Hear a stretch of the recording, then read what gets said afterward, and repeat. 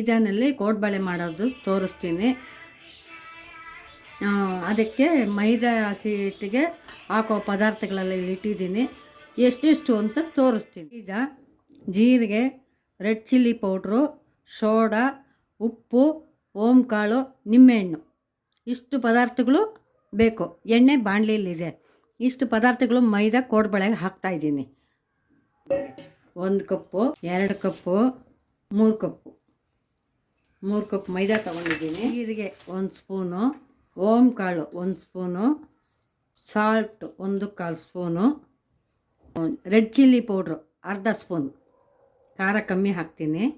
ಲಾಸ್ಟಲ್ಲಿ ಸೋಡಾ ಸ್ವಲ್ಪ, ಒಂದೇ ಒಂದು ಚಿಟಿಕೆ, ಒಂದು ಚಿಟಿಕೆ.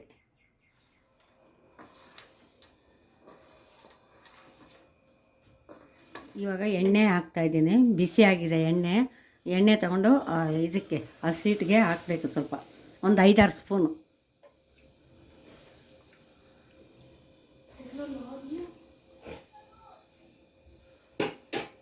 ಹಾಕಿ ಮಿಕ್ಸ್ ಮಾಡ್ತಾಯಿದ್ದೀನಿ.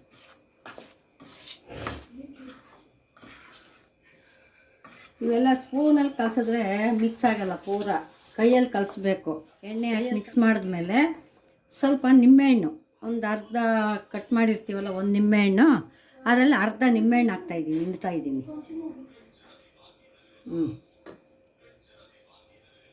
ಹಿಂಡ್ಬಿಟ್ಟು ಮಿಕ್ಸ್ ಮಾಡ್ತಾಯಿದ್ದೀನಿ.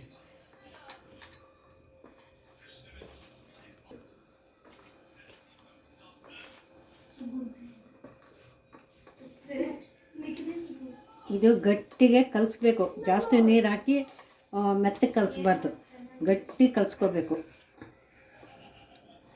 ಸ್ವಲ್ಪ ನೀರು ಹಾಕ್ಕೊಂಡು ಗಟ್ಟಿ ಕಲಿಸ್ಕೋಬೇಕು.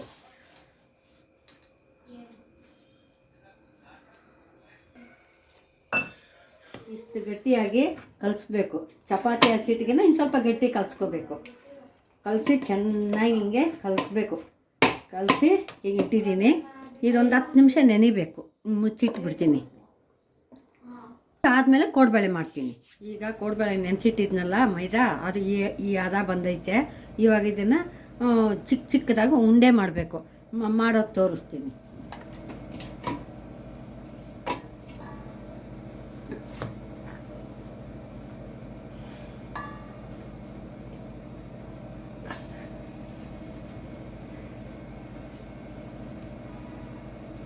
ಈ ಥರ ನಾದ್ಬಿಟ್ಟು ಸ್ವಲ್ಪ ಕಟ್ ಮಾಡಬೇಕು. ಪೀಸು ಈ ಥರ ಚಿಕ್ಕದಾಗಿ ಕಟ್ ಮಾಡ್ಕೋಬೇಕು.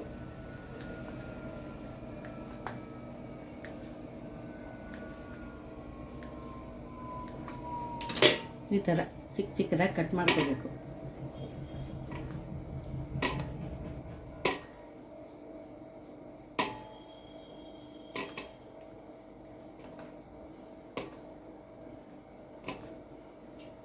ಇವಾಗ ಮಾಡೋದು ತೋರಿಸ್. ದಪ್ಪ ಬೇಕಾದರೆ ದಪ್ಪ ಮಾಡ್ಕೋಬೋದು, ಸಣ್ಣ ಬೇಕಾದರೆ ಸಣ್ಣ ಮಾಡ್ಕೋಬೋದು. ನೋಡಿರಿ,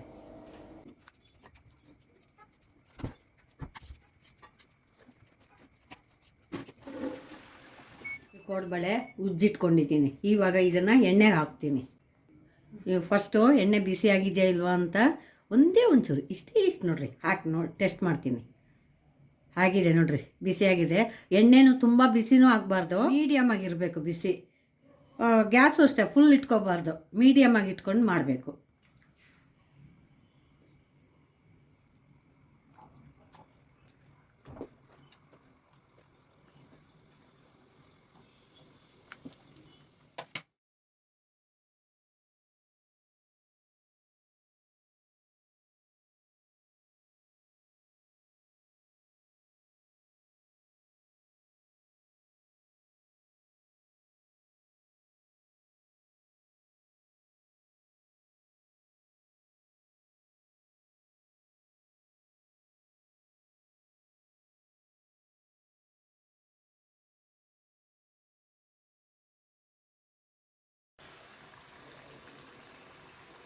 ಈಗ ಕೋಡ್ಬಳೆ ಆಗಿದೆ, ರೆಡಿ ಆಗಿದೆ.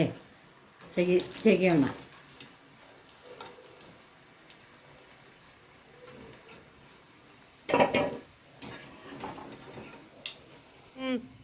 ಚಿನ್ನಿ, ಕೋಡ್ಬಳೆ ಮಾಡಿದ್ದೀನಲ್ಲ, ಅದು ಟೇಸ್ಟ್ ನೋಡು, ಉಪ್ಪು ಖಾರ ಹೇಗಿದೆ ಅಂತ ಹೇಳು. ಗರಿ ಗರಿ ಆಗಿದೆಯಾ? ಸೂಪರ್ ಆಗಿದೆ. Thank you. ಸೂಪರ್ ಆಗಿದೆ.